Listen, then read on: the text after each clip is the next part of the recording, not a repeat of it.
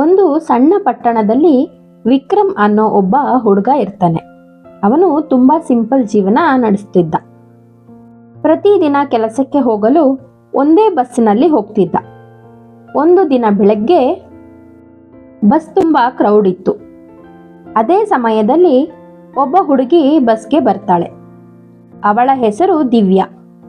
ಅವಳು ಬಸ್ನಲ್ಲಿ ಸೀಟ್ ಹುಡುಕ್ತಾ ಇದ್ಲು. ಆಗ ವಿಕ್ರಮ್ ತನ್ನ ಸೀಟ್ನ ಬಿಟ್ಕೊಡ್ತಾನೆ. Thank you. ಆ ಸಣ್ಣ ನಗು ವಿಕ್ರಮ್ ಮನಸ್ಸಿನಲ್ಲಿ ಉಳಿದು ಬಿಟ್ಟಿತ್ತು. ಆ ದಿನದಿಂದ ಪ್ರತಿದಿನವೂ ಅವರು ಬಸ್ನಲ್ಲಿ ಭೇಟಿಯಾಗಲು ಶುರುವಾಗುತ್ತದೆ. ಮೊದಲಿಗೆ ಚಿಕ್ಕ ಚಿಕ್ಕ ಮಾತುಗಳು, ನಂತರ ಸ್ನೇಹ. ಹೀಗೆ ಪ್ರತಿದಿನ ಮಾತನಾಡುತ್ತಾ ಅವರು ಒಬ್ಬರನ್ನೊಬ್ಬರು ತುಂಬಾ ಹತ್ತಿರವಾಗುತ್ತಾರೆ. ಒಂದು ದಿನ ವಿಕ್ರಮ್ಗೆ ಅರ್ಥವಾಗುತ್ತೆ ಅವನು ದಿವ್ಯಾಳನ್ನ ಪ್ರೀತಿ ಮಾಡ್ತಿದ್ದಾನೆ ಎಂದು.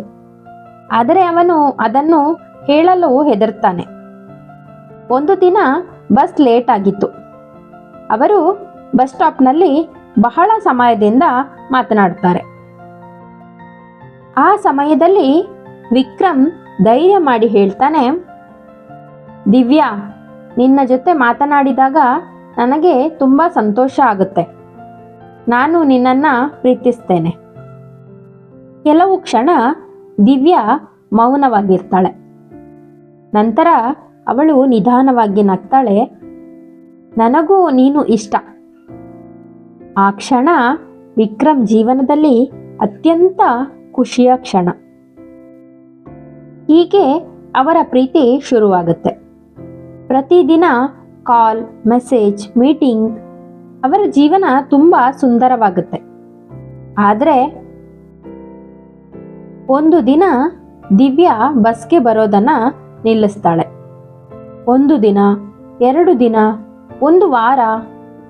ವಿಕ್ರಮ್ಗೆ ತುಂಬ ಟೆನ್ಷನ್ ಆಗುತ್ತೆ. ಅವನು ದಿವ್ಯಾಗೆ ಕಾಲ್ ಮಾಡ್ತಾನೆ. ಆದರೆ ಫೋನ್ ಸ್ವಿಚ್ ಆಫ್. ಅವನಿಗೆ ಏನೂ ಅರ್ಥವಾಗೋದಿಲ್ಲ. ಕೊನೆಗೆ ಒಂದು ದಿನ ದಿವ್ಯಾ ಮೆಸೇಜ್ ಮಾಡ್ತಾಳೆ, ನನ್ನನ್ನು ಕ್ಷಮಿಸು ವಿಕ್ರಮ್. ಆ ಮೆಸೇಜ್ ನೋಡಿ ವಿಕ್ರಮ್ ಶಾಕ್ ಆಗ್ತಾನೆ. ಅವನು ಕಾಲ್ ಮಾಡ್ತಾನೆ. ಆಗ ದಿವ್ಯಾ ಅಳುತ್ತಾ ಹೇಳ್ತಾಳೆ, ನನ್ನ ಮನೆಯವರು ನನ್ನ ಮದುವೆ ಫಿಕ್ಸ್ ಮಾಡಿದ್ದಾರೆ. ಆ ಮಾತು ಕೇಳಿದ ಕ್ಷಣ ವಿಕ್ರಮ್ ಹೃದಯ ಒಡೆದು ಹೋಗುತ್ತೆ. ಅವನು ಮೌನವಾಗ್ತಾನೆ. ದಿವ್ಯಾ ಹೇಳ್ತಾಳೆ, ನಾನು ನಿನ್ನನ್ನು ನಿಜವಾಗಿಯೂ ಪ್ರೀತಿಸ್ತೇನೆ. ಆದರೆ ನನ್ನ ಫ್ಯಾಮಿಲಿಗೆ ವಿರುದ್ಧ ಹೋಗಲು ಆಗಲ್ಲ. ಆ ದಿನ ಅವರ ಪ್ರೀತಿ ಅಲ್ಲೇ ನಿಂತು ಹೋಗುತ್ತೆ.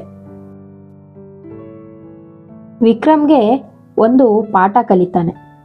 ಕೆಲವೊಮ್ಮೆ ಜೀವನದಲ್ಲಿ ನಾವು ತುಂಬ ಪ್ರೀತಿಸಿದವರು ನಮ್ಮ ಜೊತೆ ಇರೋದಿಲ್ಲ. ಆದರೆ ಅವರ ನೆನಪು ಎಂದಿಗೂ ನಮ್ಮ ಹೃದಯದಲ್ಲೇ ಇರುತ್ತೆ. ಪ್ರೀತಿ ಕೆಲವೊಮ್ಮೆ ಜೀವನವನ್ನ ಸುಂದರವಾಗಿಸುತ್ತೆ. ಆದರೆ ಕೆಲವೊಮ್ಮೆ ನಮಗೆ ದೊಡ್ಡ ಪಾಠ ಕಲಿಸುತ್ತೆ. ಈ ಕಥೆಯನ್ನ ಕೊನೆಯವರೆಗೂ ನೋಡಿದ್ದಕ್ಕಾಗಿ ಧನ್ಯವಾದಗಳು. ಲೈಕ್ ಮಾಡಿ, ಶೇರ್ ಮಾಡಿ. ಇನ್ನಷ್ಟು ಕಥೆಗಳಿಗಾಗಿ ನೀವಿನ್ನೂ ನನ್ನ ಚಾನಲನ್ನು ಸಬ್ಸ್ಕ್ರೈಬ್ ಮಾಡದೇ ಇದ್ದರೆ ಸಬ್ಸ್ಕ್ರೈಬ್ ಮಾಡಿ. ಮತ್ತೆ ಮುಂದಿನ ಕಥೆಯಲ್ಲಿ ಸಿಗೋಣ. ನಮಸ್ಕಾರ.